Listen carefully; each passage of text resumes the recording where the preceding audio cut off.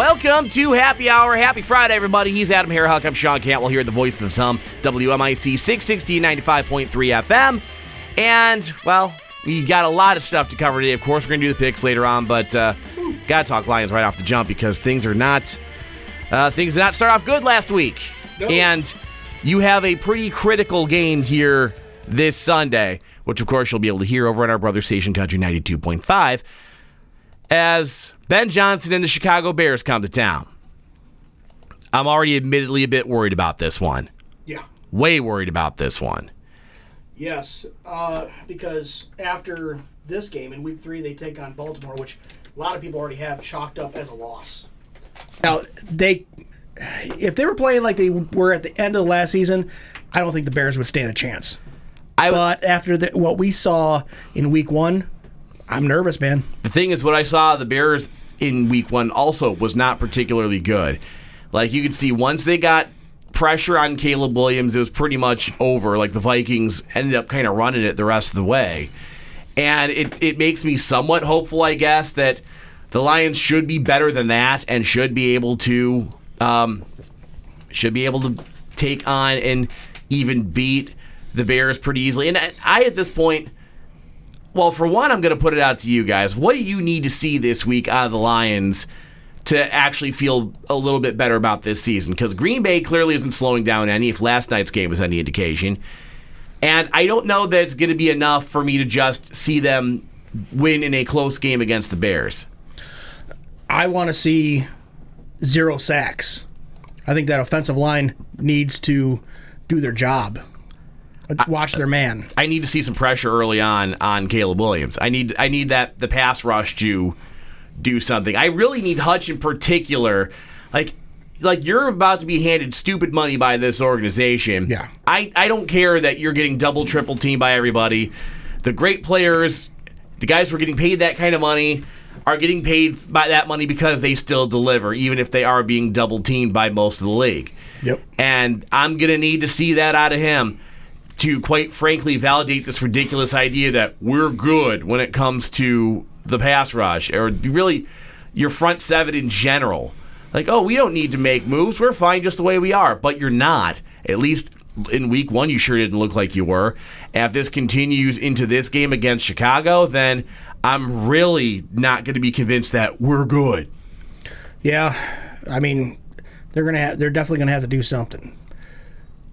Because, I mean, they didn't seem to put much pressure on Jordan Love. They didn't put any pressure on Jordan Love. They pressured him twice, didn't get a single hit, didn't get a single sack.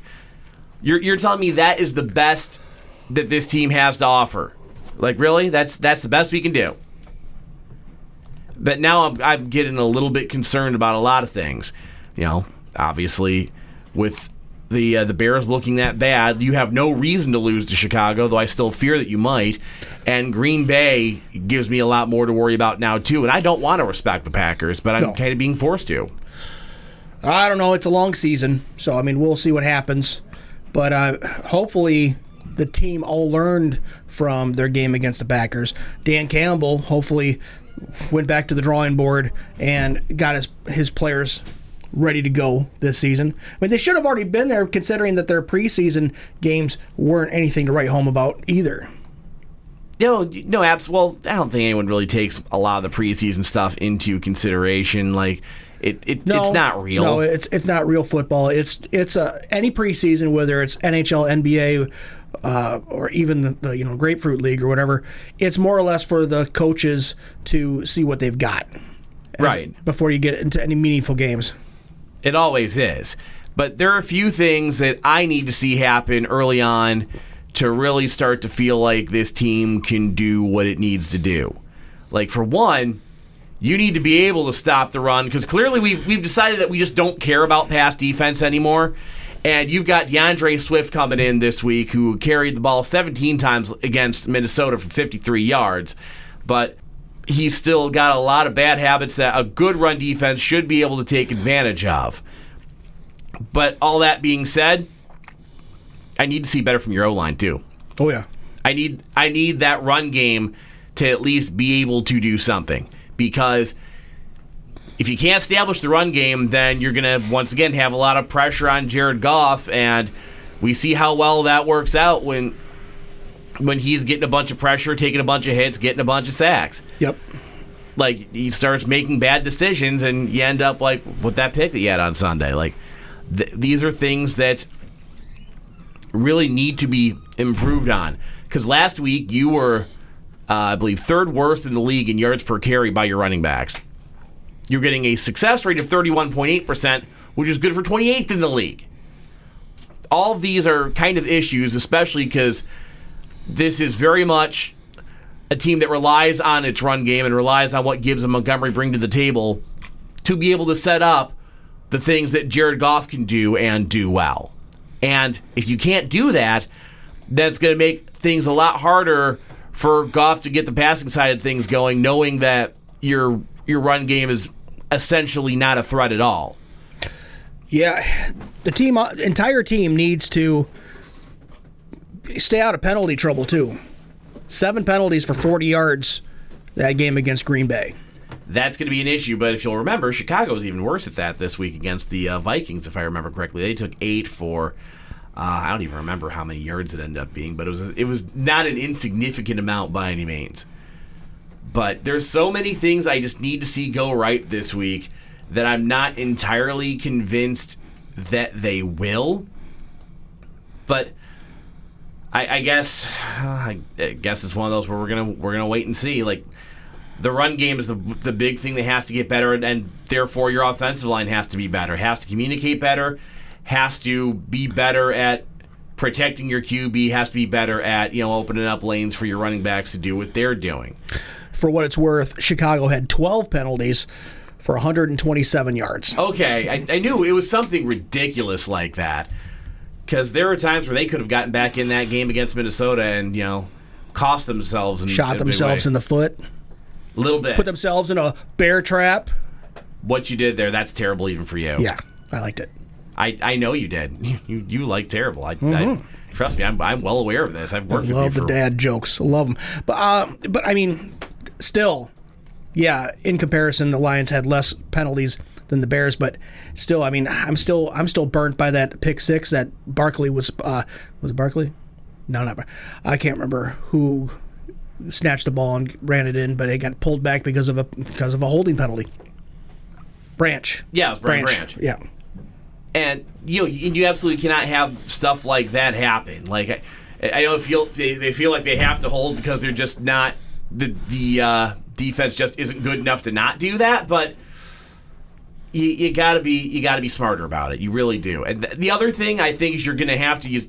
Obviously, I know a lot of people are going to say that you can't really take that last garbage time touchdown in week one really that much into consideration. But I feel like I need to see more Isaac Tesla in this game. But he's a guy very much an intermediate to downfield threat, and for Goff to be able to thread the needle on those throws and not just throw loft stuff up there and hope for the best. Yeah. That once again comes back to your O-line. O-line's got to protect better. O-line's got to give Goff more time to get those reads to see where Tesla is downfield and be able to connect instead of just throwing up in a panic and hoping for the best.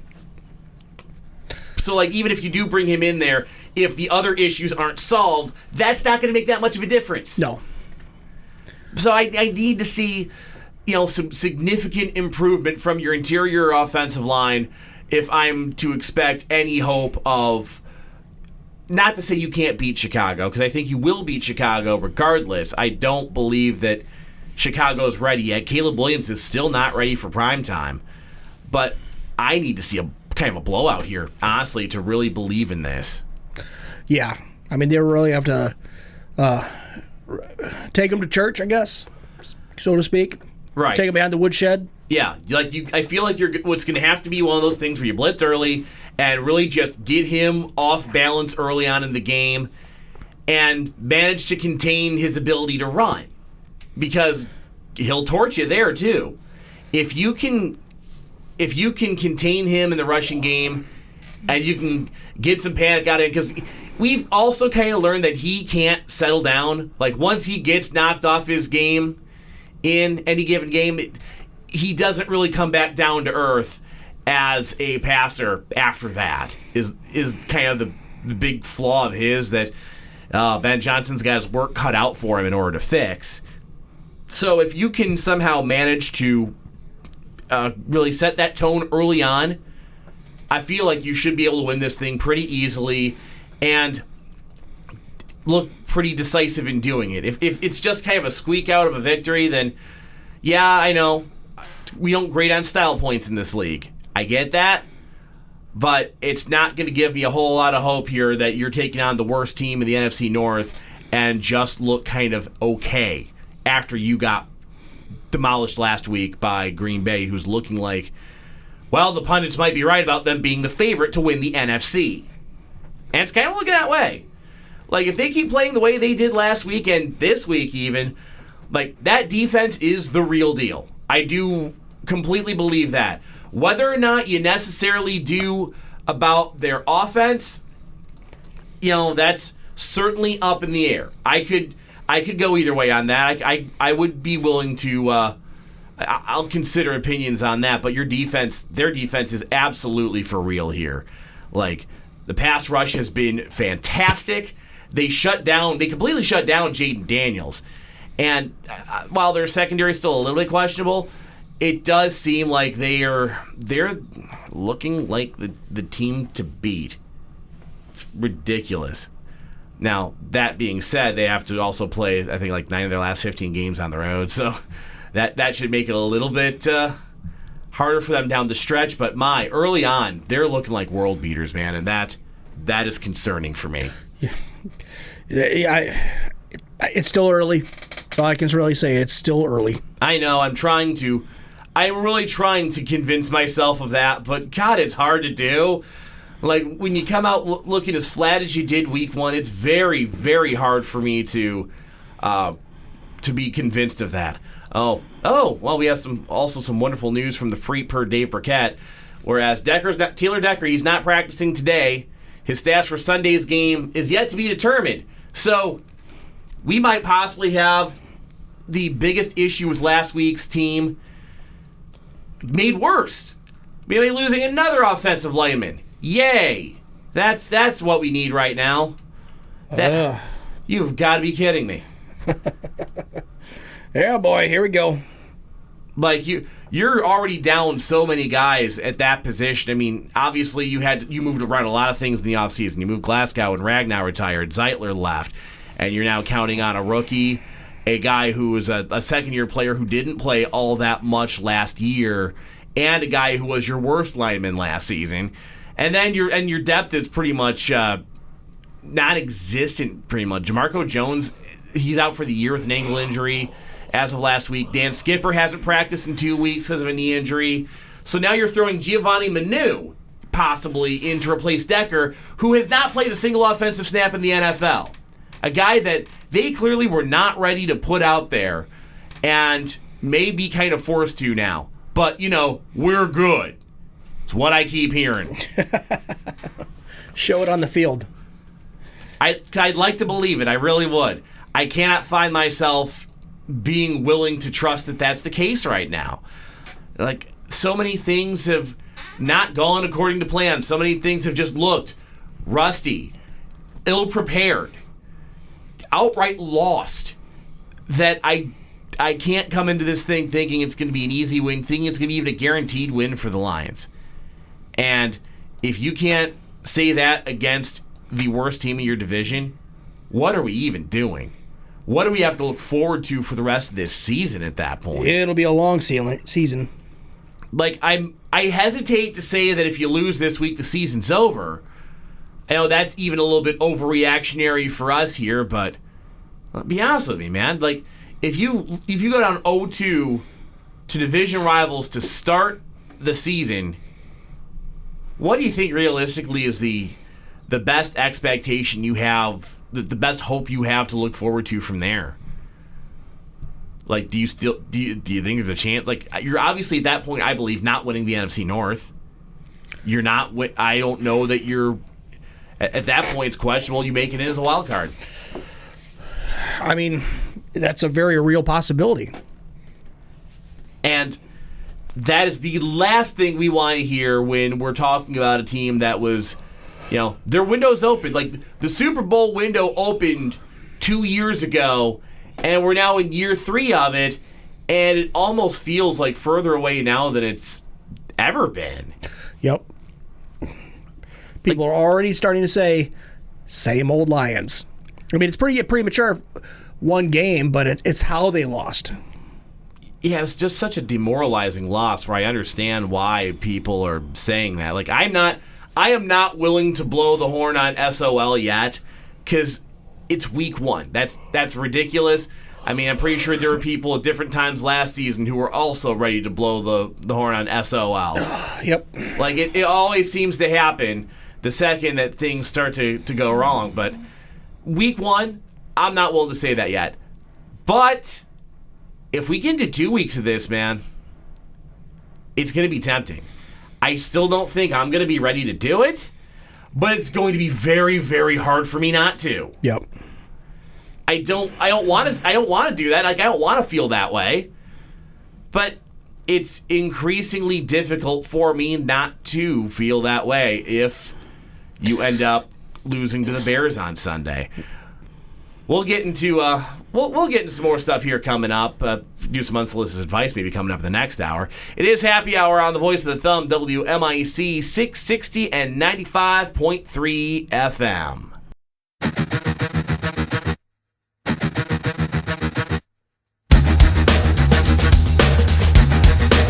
So before we get off the reservation completely here on a Friday afternoon, I did kind of want to get into this as it's been kind of a recurring thing and that we're seeing more and more of over the last year. And it just we just had another story come out about it again yesterday, where now the NCAA is looking into more college basketball players and a bunch of D1 programs betting on their own prop bets, betting on and against their own teams in some cases, including one close to home. Eastern Michigan has at least one or two of these. The Emus.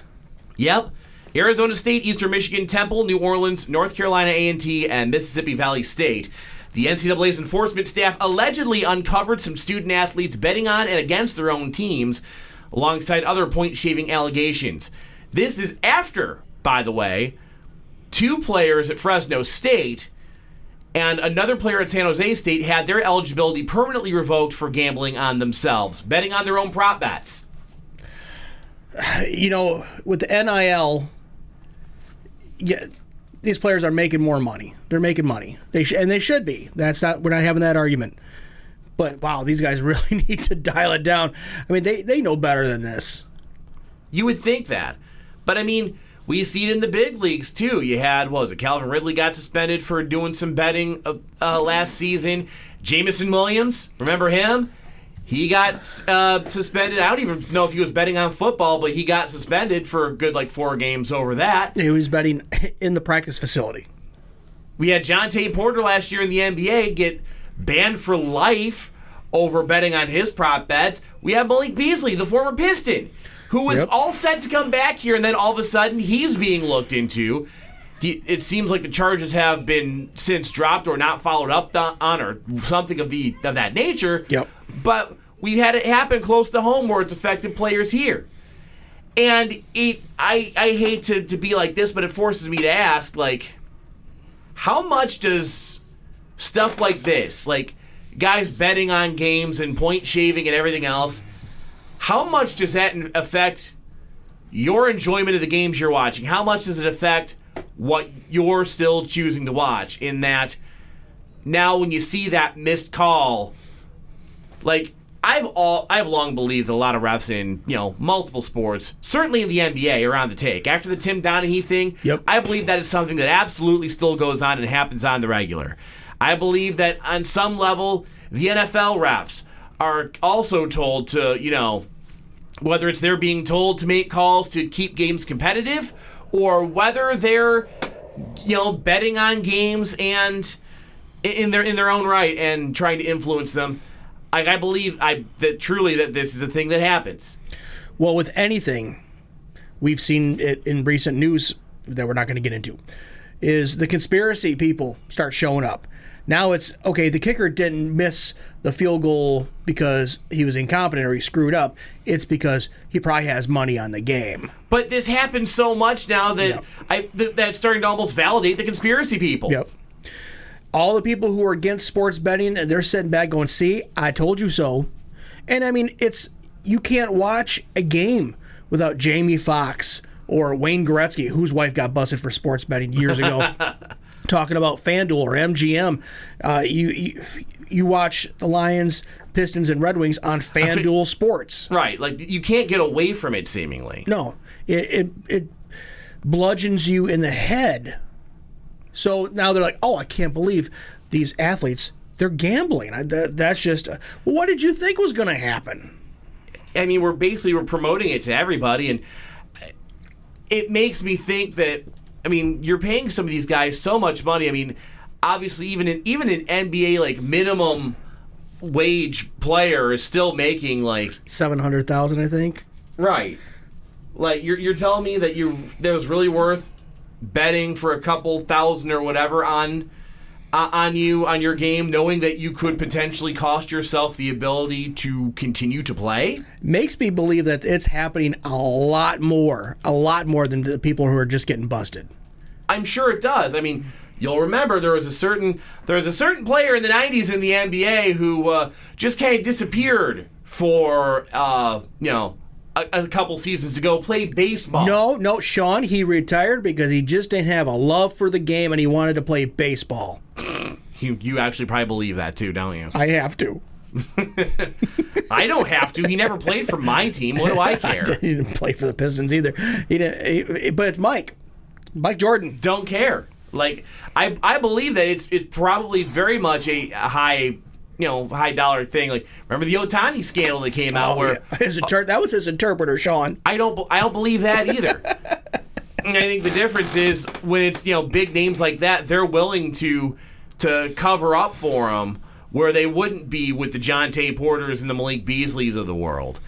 Like, it goes on a lot more than we're told. And if you're ever going to get players to stop doing it, like, it's got to be death penalty. Like, not in the literal sense, but like you're wow, Sean, jeez. But like you're banned from the sport for life then. Shoeless Joe Jackson / Pete Rose style. You're done. Oh yeah. You're done. You don't get to play anymore. You don't get the privilege of playing in this league if you're going to do things that are going to undermine the legitimacy of the game and are going to make people question the integrity of the game. Yep. That's not good for business. Nope. There isn't. I mean, we're already thinking that, I know in the NHL, every sports team thinks that Gary Bettman hates their team and doesn't want to see them win and makes the refs blow calls. And so we've already got that for us. Now you're going to add this, wondering, okay, if my favorite player is in the shootout and completely whiffs on the net, oh, he's on the take. Is it because he's on the take? Yeah. And I hate that I have to think about it that way, but with all these things that are happening, it doesn't really leave you a lot of choice but to let that thought creep into your mind anymore. We do have to hit a break. Stick around. Erica Frisbee is standing by with your evening news after ABC News covers the world at 6 o'clock here on WMIC AM and W237 EQ Sandusky.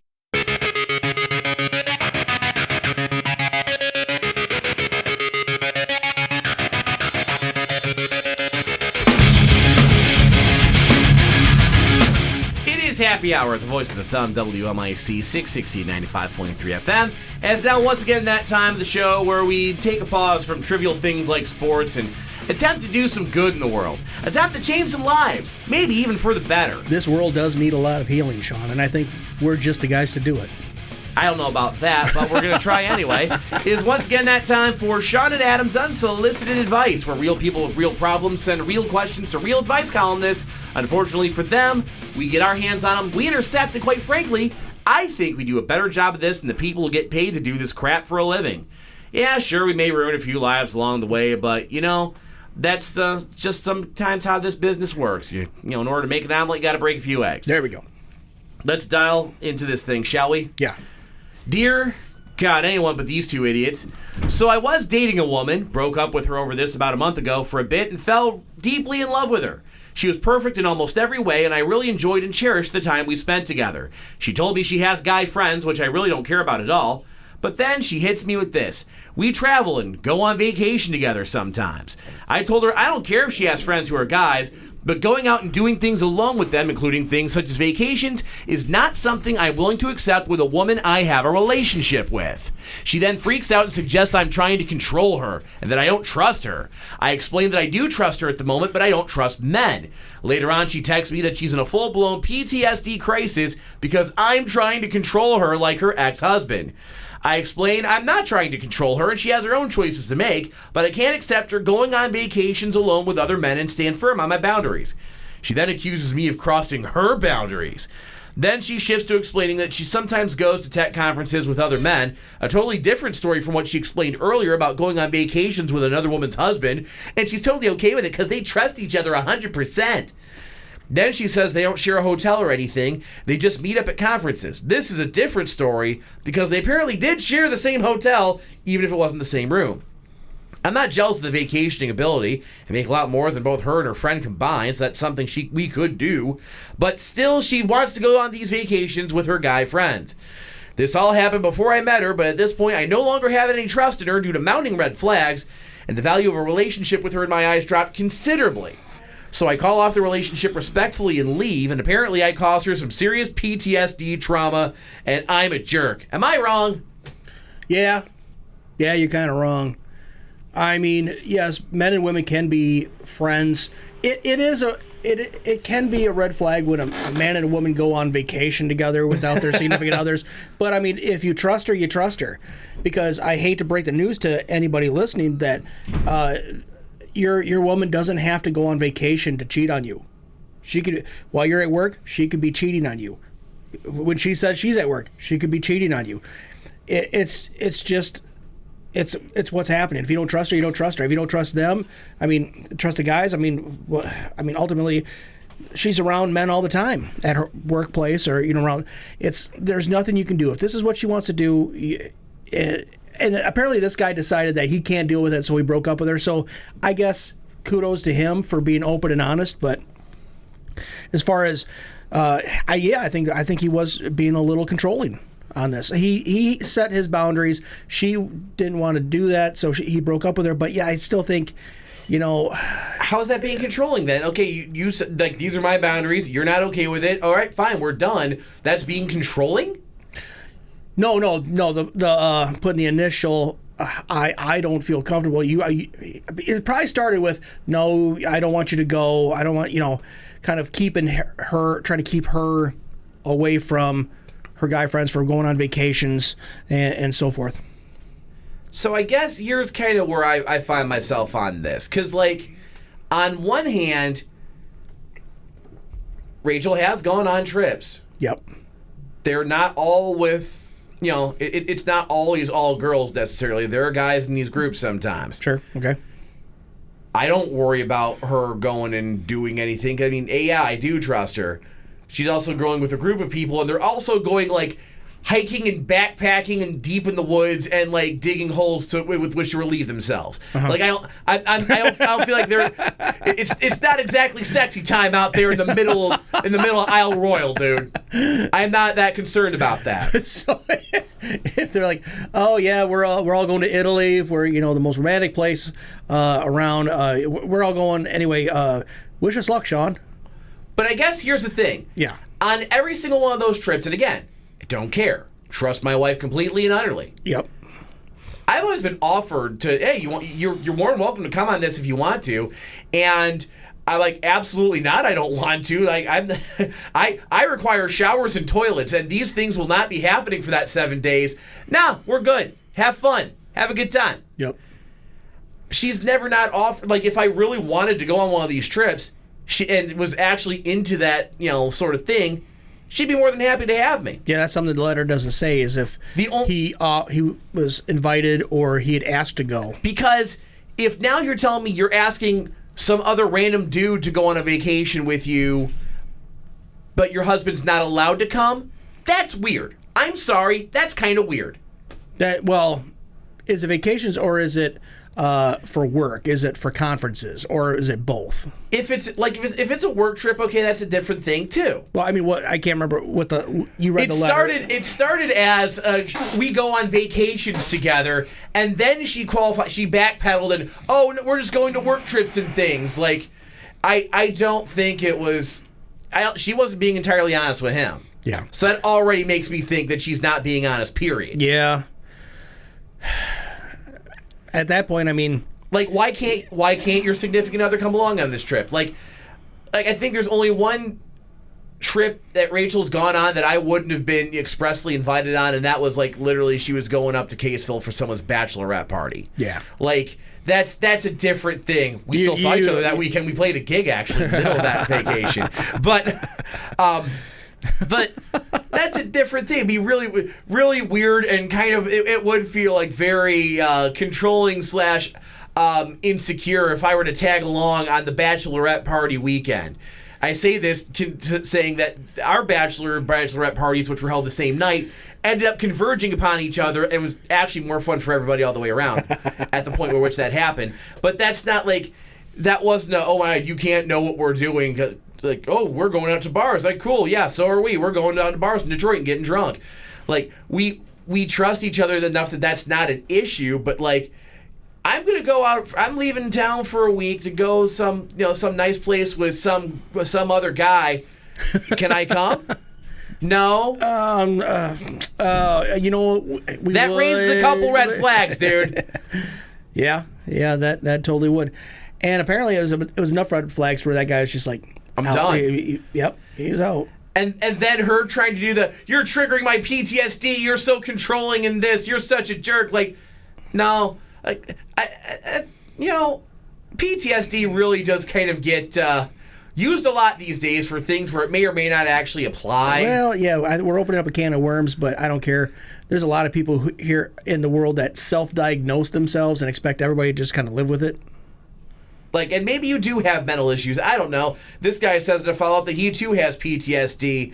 But at what point does that stop being your problem and you make that everyone else's problem and force them to like be fine with you doing things like going out on trips with another dude that you're not invited on? Like, yeah, sounds like she kind of wants her cake and eat it too. It kind of exactly sounds like that. I don't know. So, I mean, I guess if the question was he wrong for not wanting her to go? I mean, if she wanted to go, he really doesn't have much of a choice. They weren't, even if they were married. I just stopped myself there. I was about to say if they were married, then he would have something, but that's not exactly true either. He has no say of whether she goes or not. It's just whether he can live with it. Clearly, he said he can't, so he left. So good on him. And then it sounds like she was like, "Wait a minute, I want to be able to hang out with all these other guys without you, but I also want you." Yeah, that's where I kind of like. I get a lot of red flags and a lot of like you're really trying to do as I say, not as I do kind of thing. Maybe. I mean, has he tried to say, "Hey, I'm going to go on vacation with a woman from work," and see what she says? You know. That's a fair question too. Like, would she be okay with that? Yeah, fine. I'm going to go out with so and so for a couple. Like, is she going to shut that down? I mean, I guess it doesn't matter now because you've broken up. Yeah, yeah. I'm wondering what that person would say, because that would have been telling right there. If she says, "Well, I don't want you to go on vacation without me. I don't want you to go with another woman because I mean I don't trust her. I trust you, but I don't trust her." No, you don't trust you. Like there's no. That's another thing that always kind of gets me, honestly, because it's not you don't trust. It's not I don't trust you. I don't trust them. Like, if you trust your person, then that doesn't matter. Right. So just say you don't trust your significant other. Right. So, yeah, I mean, I guess the guy did the right thing, and good luck with her PTSD. Right, your PTSD that requires you to go out and sneak around on your guy with other men. Well, to her credit, she wasn't sneaking around. No, she blatantly advertised that she was going around with other men, I guess. So that makes it okay. All right, so let's move on here, shall we? Got another one that I feel like we're probably going to be on the same side of. Okay. Dear anybody other than Sean and Adam. Uh-oh. For context, I, 30-year-old female, have lived in the same basement suite since I was 19 with my dog. I rented it from this lovely old couple and became close with them. They treated me like family, and we helped each other out a lot over the years. They kept my rent super cheap, would constantly spoil my dog and take him for walks while I was at work, and always gave me leftovers or invited me for dinner. I maintained the house and gardens and helped them with the things that elderly people might struggle with. When they passed away in a bus accident, I was very shocked to find out they left me everything. Their house, their cars, and their sizable savings. Fast forward to now, I'm getting married and my soon-to-be husband is aware of my circumstances, but I never told anyone else. I guess I just didn't know how to deal with it, so I ignored the situation and went on with my life as I always have. My fiancé signed a prenup, it was his idea, and we started planning our wedding.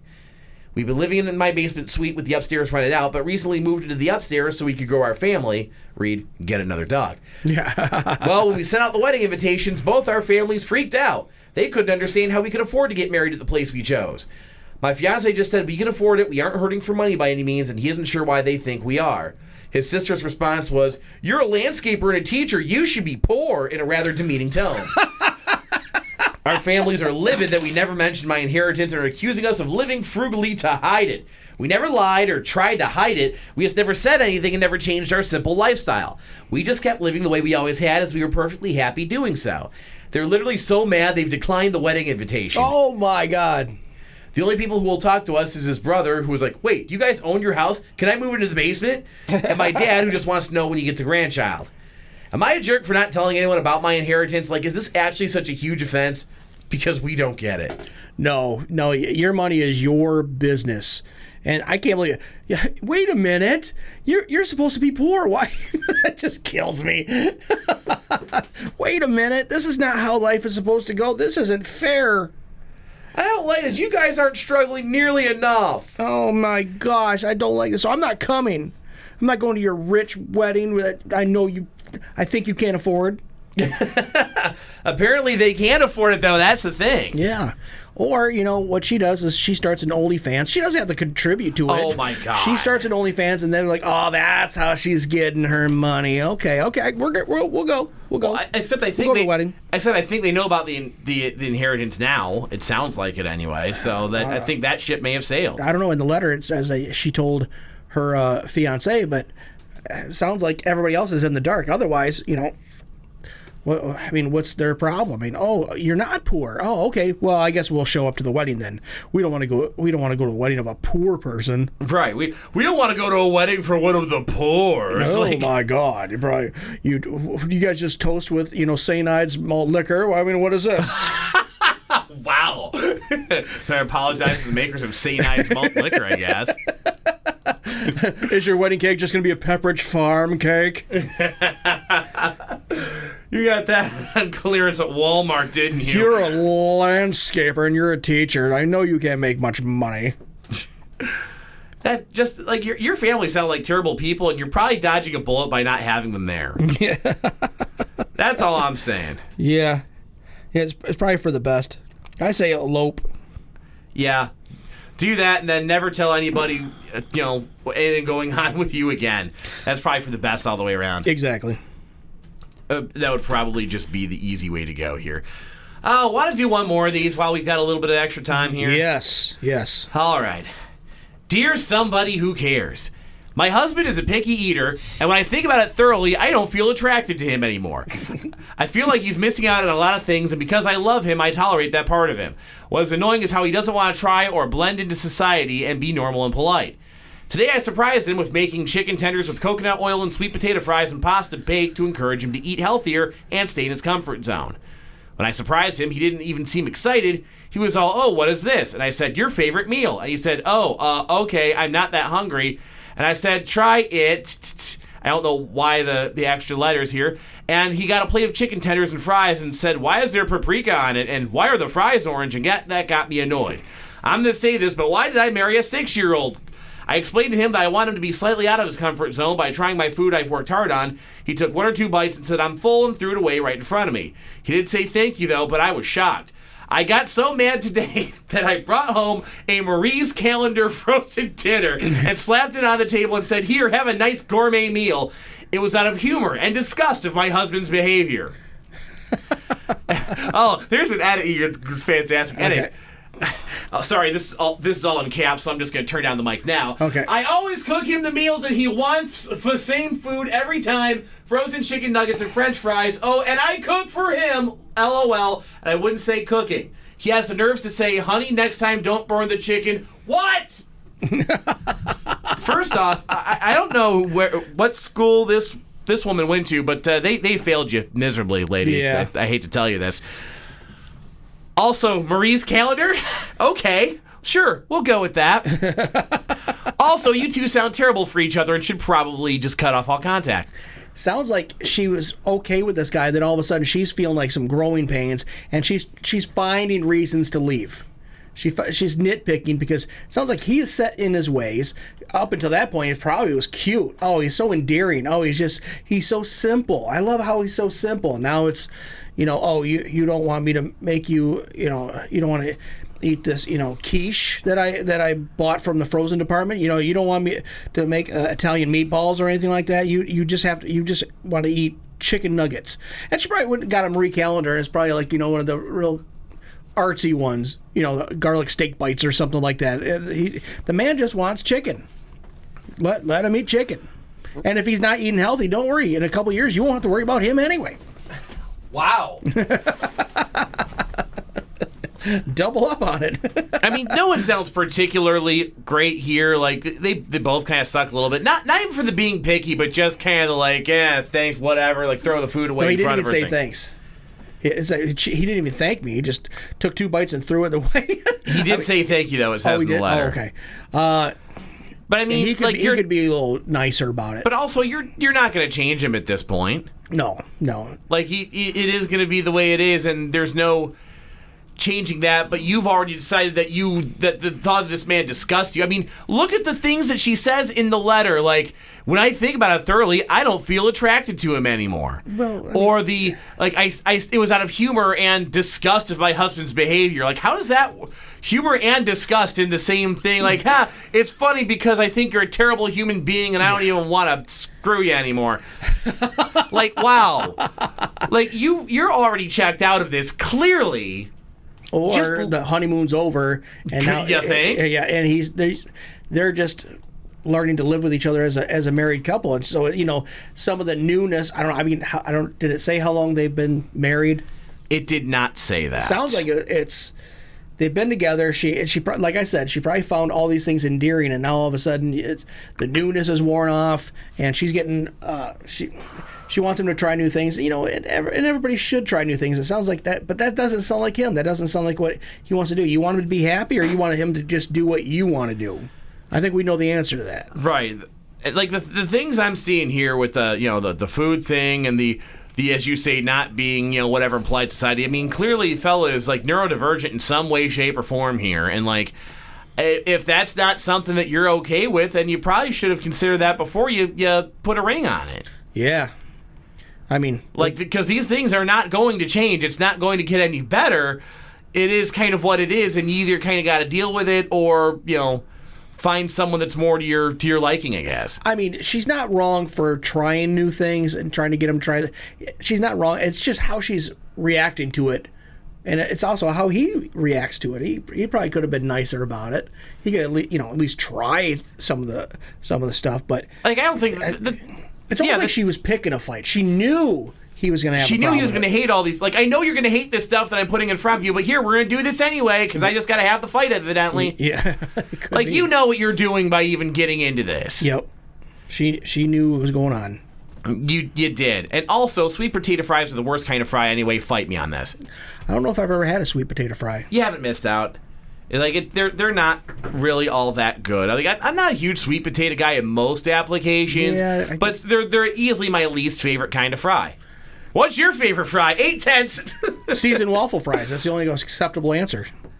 I mean, it holds the ketchup. Always got to be seasoned, but like, I don't know. Waffle fries always end up being either too like overly crunchy or soggy. Like, there's never an in between on it. Oh, I found it like where my wife works. Crispy with a little soft on the inside. Oh, that's so good. And it's so much better for dipping. Like, big old waffle fry. Oh, yeah. I'm a fan of like the chip fries. Like you remember the old Buffalo chips at B-Dubs, like those kind of like like those are like the ideal dipping fry, and I hate that you don't really find them anywhere anymore. No. Welcome to Fry Talk with Sean and Adam. Part 7 of curly fries. There's just not enough in a box. They're really truly You only aren't. get like 3 fries, and it's about 6 feet long. Like, who actually put these serving sizes into consideration here? Yeah. You clearly dropped the ball, whoever you are. Yeah, I stopped looking at serving sizes a long time ago because it just makes me feel bad about myself. Right, and I've long ago given up on caring about such things. Like I already know what I'm doing is blatantly unhealthy, so I'm not about to stop now. So we're just gonna go ahead and. So how many cups of this vegetable oil am I allowed to drink? Exactly. On that note, we gotta check in with your weather meteorologist John McMurray, standing by with the details of your weekend weather forecast next here at WMIC 660 and 95.3 FM.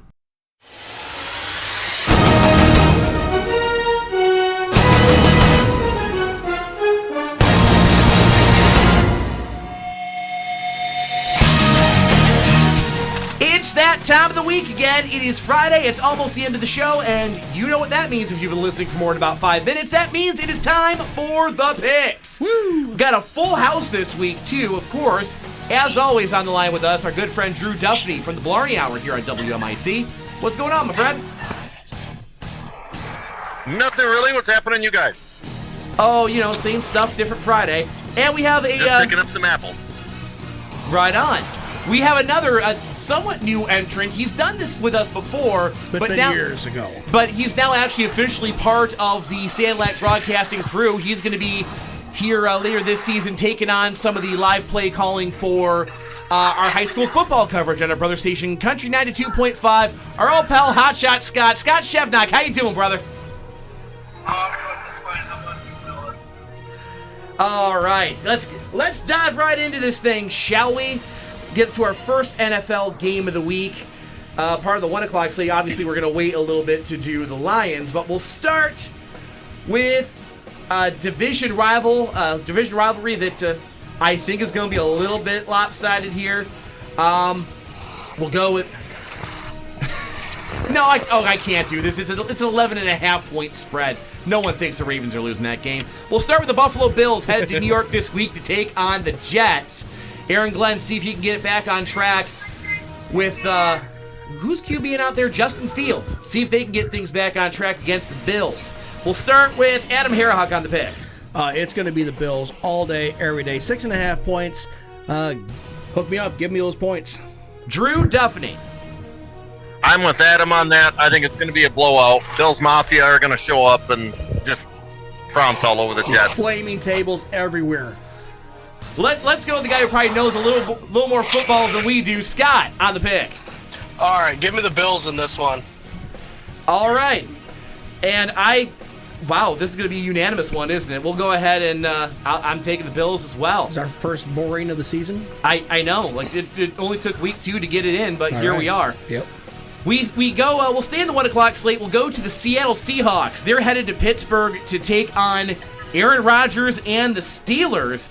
Getting a challenge early on here. Pittsburgh, the 2.5 point favorite in this one. We'll start with Drew on the pick. 2.5 point favorite? Yep, Pittsburgh's a 2.5 point favorite. I don't think so. I mean, they barely squeaked it out last week over the Jets. I just think they're weak. I don't think it's going to happen. Give me Seattle. All right, we go to the football expert, the actual play-by-play guy of the group, Scott on the pick. I agree with Drew. Give me Seattle on this one. Really? I'm kind of surprised. Adam? Not me. I mean, Drew almost talked me out of picking Pittsburgh, but I mean, Aaron Rodgers, he's still got a lot in the tank as far as QBs go. So give me Pittsburgh. He looks like he might be back, honestly. Like, he very much...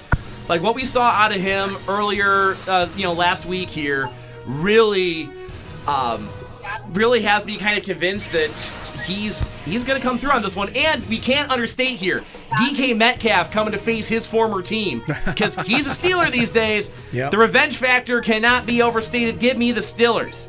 Up next, we go to the 425 slate of games. We go to the Philadelphia Eagles taking on the Kansas City Chiefs.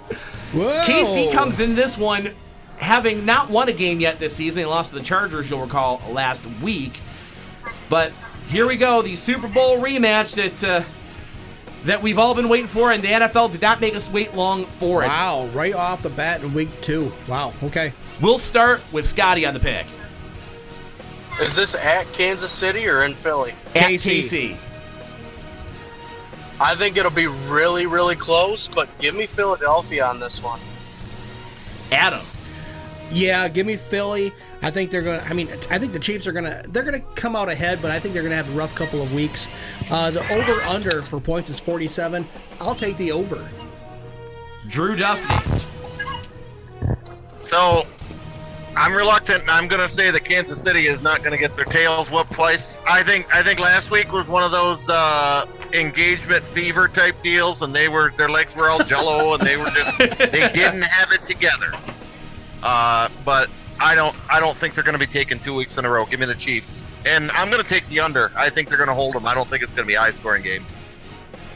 I think it is going to be a high-scoring game. I do think KC is going to come out on the upside of it. Like, they're going to be more energized playing at home. I don't expect after they lost to a division rival last week, they're not going to come out as unprepared and really, hungover as they were in last week's game. No, I got to say, not that I want them to win, but I got to take the Chiefs here.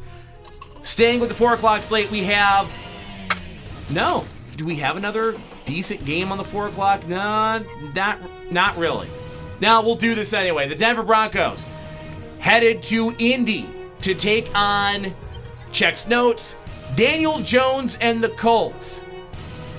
Normally, the Colts are off to a slow start. Not so much this year. And surprising considering that they picked up a trash QB to replace their trash QB in the offseason. We'll start with Adam Harahuk on the pick. It's in Indy, by the way. Yeah, I think Broncos. We're saying they're having a good season. They've only played one game. Give me Denver. Drew. And you said this is in Indy? In Indy. Yeah. See, there's a little bit too much oxygen down here for the Broncos. Go ahead and give me the Colts. You got 2 horses fighting here. You got the Colts and the Broncos. I'm saying it's going to be the Colts. They're younger. They're more spry. Denver's just old and sluggish. Oh, my God. we go from a guy breaking down mascots to a guy who knows his stuff. Scott on the pick. I think this Bo Nix, Cortland Sutton connection is a little too much for that Indy defense. Give me Denver. And I tend to agree with you. Also, Daniel Jones is trash. Give me Denver. Moving on. I'm sorry, you're going to prove me wrong. We move on to Sunday Night Football, where the Atlanta Falcons, a team that's expected to at least be in some contention, if not for their division for a wildcard spot this year, taking on the Minnesota Vikings, who came off quite the comeback win last week. Really, I got to give props where props are due to J.J. McCarthy, which kills me as a State fan, but here we are. He took over in the second half, put that team on his back really in a couple different ways. You got a passing touchdown out of him, you got a 2-point conversion out of him, you got a 15-yard touchdown run out of him. You really got everything you wanted to see out of him last week, and I hate it. We start with Drew Duffney on the pick. Well, in almost every single Viking picture and movie that exists, what do they have on their arm? They got a piece of leather in a tamed falcon. Give me the Vikings. There's going to be pillaging and plundering, and they're going to walk all over them. Scotty on the pick. Oh, give me Minnesota. Adam on the pick. Pains me to say it because I want to see Vikings just go down in flames, but yeah, give me the Vikes. Oh, ye of little faith in Michael Penix Jr. I have a little more... I'm not quite so convinced that... it was nice to see... nice for some people, I guess, to see McCarthy come back and do what he did. And he's coming into his home debut looking like he's going to get a hero's welcome, certainly. I'm not yet convinced, though, that Penix is going to have a big night as well. He's had a few more starts in his career than McCarthy, as you'll remember, he replaced Kirk Cousins early last year. Oh, that's right. He did have almost 300 passing yards and 2 touchdowns. They ultimately lost to Tampa Bay, but you can excuse a tough game against a division rival here. I'm going to go for the I guess the upset question mark. I'm going for Tampa. Monday Night Football. Speaking of Tampa, they are headed. I was going to say, you meant Atlanta. I did mean Atlanta. Okay. First day I thought here. I missed a whole segment. I'm like, wait a minute. Yeah, you did not. So we move on to Monday Night Football. The Tampa Bay Buccaneers, speaking of, they're headed to Houston to take on the Texans. Texans are favored by 2.5 for this matchup. This will be the second time that C.J. Stroud has had to go up against the Bucs after, he did lead the Texans to a win as a rookie last season. We'll start with Scott on the pick. I just don't think Houston has offensively what it's going to take. Give me Tampa. Adam on the pick. 100% give me the Bucs. Drew Duffney. Yeah, I hate it to be the boring one, but 2.5 isn't very much. So I don't even think the odds makers believe in it. Give me Tampa. And I guess once again I have to go and and be the contrarian here because well, you got to win somehow. Exactly. I mean, it was a close game last week for the Texans. Didn't help that in the last minute Baker Mayfield was able to drive down and throw a 25-yard touchdown pass to win here. But I do honestly think that, I got to say, I think while Houston kept it close last week, I'm not going to take that away from them against a Rams team that a lot of people have winning that division this year. I'm not exactly down on them yet. I still think their defense is going to be able to do enough to keep the Bucs in check here. Give me Houston. And then the game we all really care about this week, your Detroit Football Lions opening up the home slate against Ben Johnson and the Chicago Bears. Oh. An old friend comes to visit. And we come with a few less things than we were hoping that we'd have at this point, like an edge rusher and an interior O-line that's not terrible. We start with Adam Harahuck on the pick, and since you're new here, Scotty, we also do scores on this game, a final score on it. Adam. Lions 21, Chicago 6. Drew Duffney. You know what? There's 2 things that are horrible that come out of Chicago. One of them's Malore, and the other one is the Bears. So I'm gonna say it's gonna be 10-23 Lions. 23-10. And I'm predicting I'm going to have 2 shots of Malore if this thing goes south by the halftime. Scotty on the pick. Give me Detroit in this one, 27-14. Very confident group this week, I see. Everyone's got the Lions winning by double digits. And quite frankly, I think they need to win by double digits to really kind of calm down the fan base a little bit here. I'm going to say it's not going to be that high scoring of a game for Detroit, but I do think you're going to keep Caleb Williams off the scoreboard. Lions, 17. Bears, 9. With that said, we move on to the college slate real quick. Maestro, the music, please.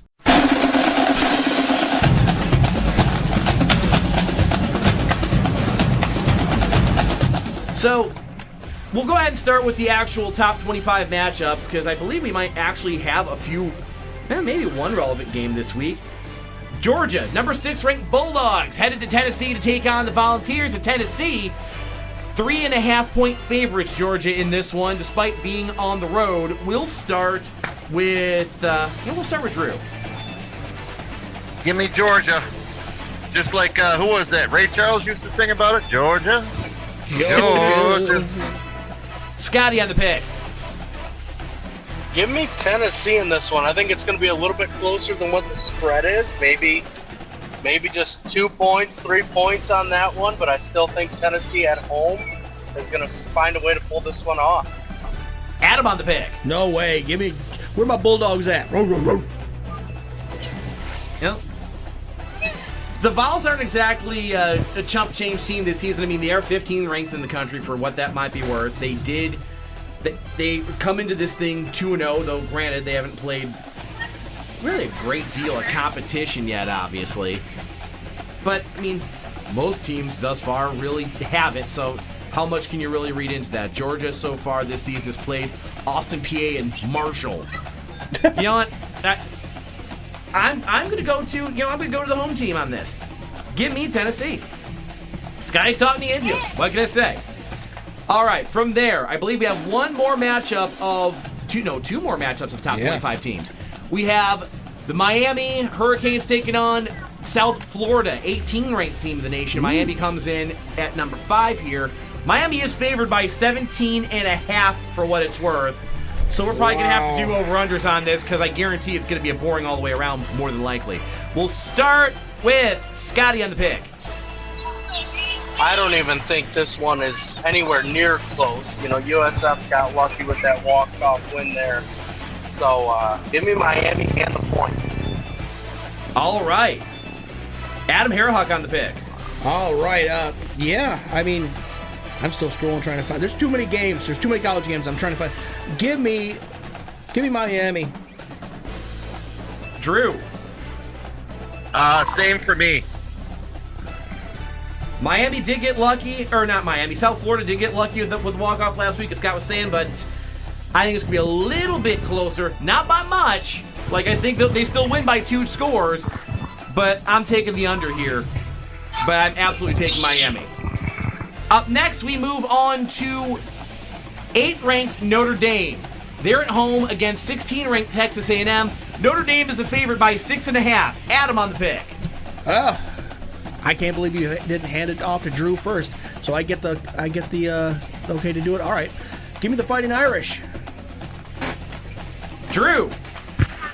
I think the Shillelaghs are coming out, and they're not even going to wear cleats. They're going to be so confident they're going to be wearing their wellies, and they are just going to trounce all over them. Give me Notre Dame. And Scotty. Notre Dame. I got to agree with everybody on this one. Oh, are you going to go rogue? If it were anyone other than Texas A&M, I might consider it, but no. Give me Notre Dame, I guess, if I have to, because I want to win this first, foremost, and possibly only. We now go to your locally relevant matchups of the week. Michigan, now with 100% less Sharon Moore. They're taking on Central this Saturday. The team that helped them steal, signs and things against everybody, you'll remember. Helped them steal signs against State. Michigan, 28.5-point favorite. I'm going to assume is there anyone in the group that really thinks that Michigan isn't winning this? Well, I think they're going to win it. I just don't want them to win it. Well, of course I agree with you on that one, Drew. Yeah. Well, I mean I've had to pick teams that I didn't like because I just want to win this. Which, by the way, I did win last week. You did. And dominated. Brag that rub it in. Crushed. I too am taking the stupid Wolverines as we move on to the Michigan State game this week, which this one should be a laugher too.